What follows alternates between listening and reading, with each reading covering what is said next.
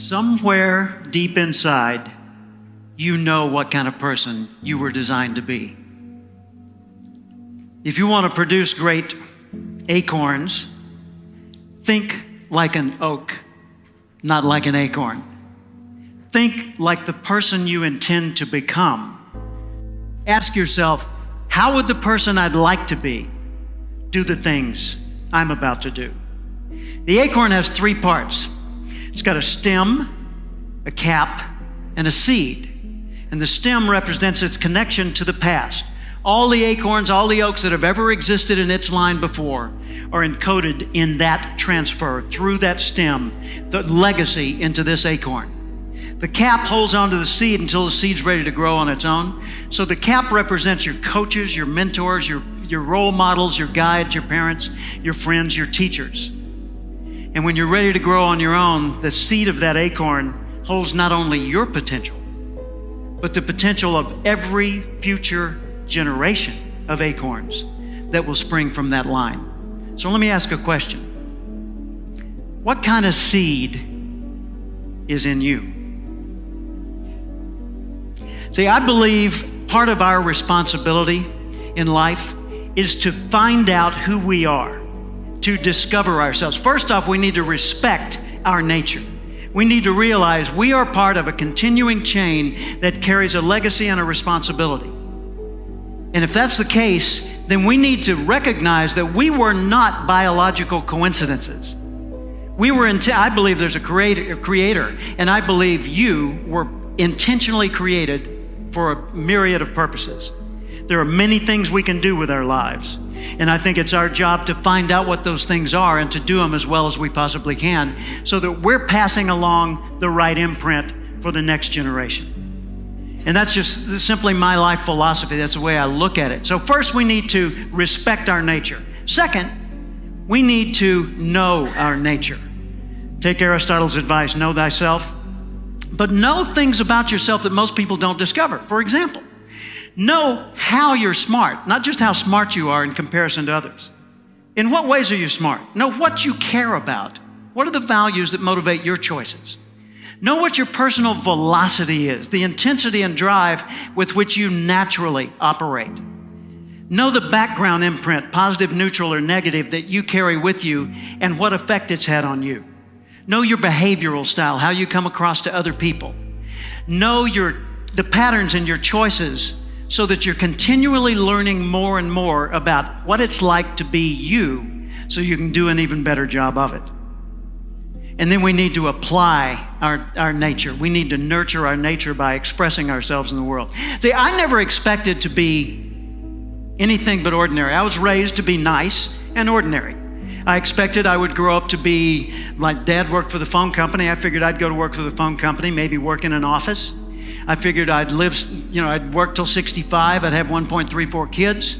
I'd retire at 65, and then I'd die at the statistical average age for my gene pool.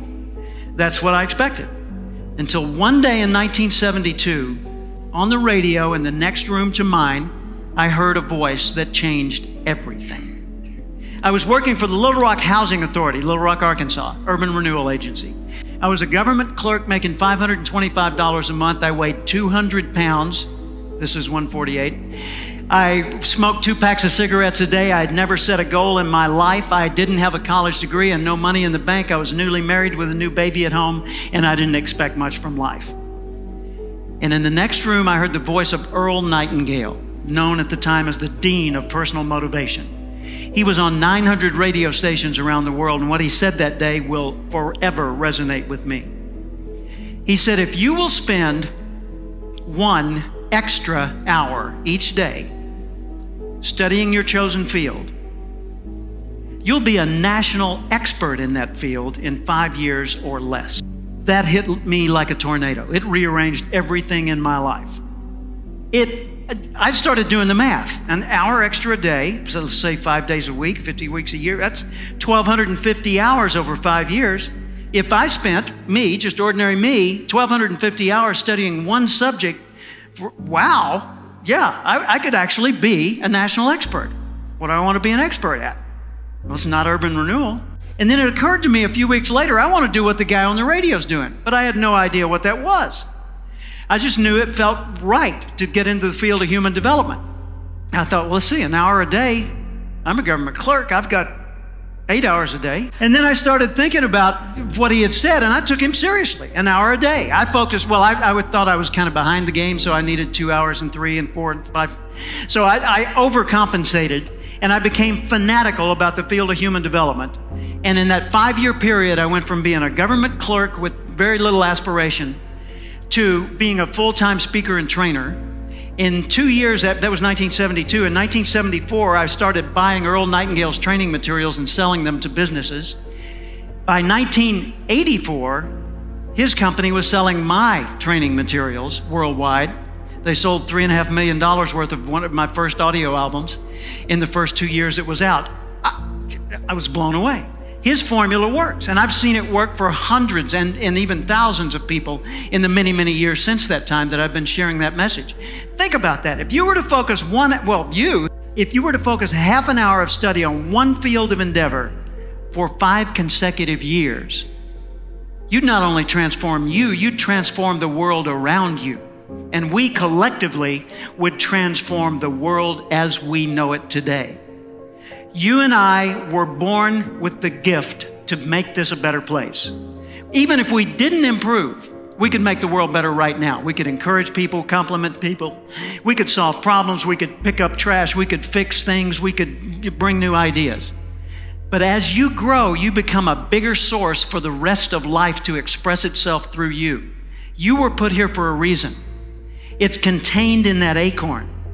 So nurture your nature.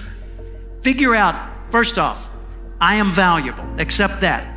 I want to know who I am, and I want to know how I operate and how can I understand me better. And then I want to nurture that nature. I want to apply myself in the world and put myself to work in such ways that the rest of the world says, well, that's cool. If he or she can do it, I could probably do it. I wonder how they did it. And then we start spreading that, and the ripple goes worldwide. So ask yourself every day, how would the person I'd like to be do the things I'm about to do?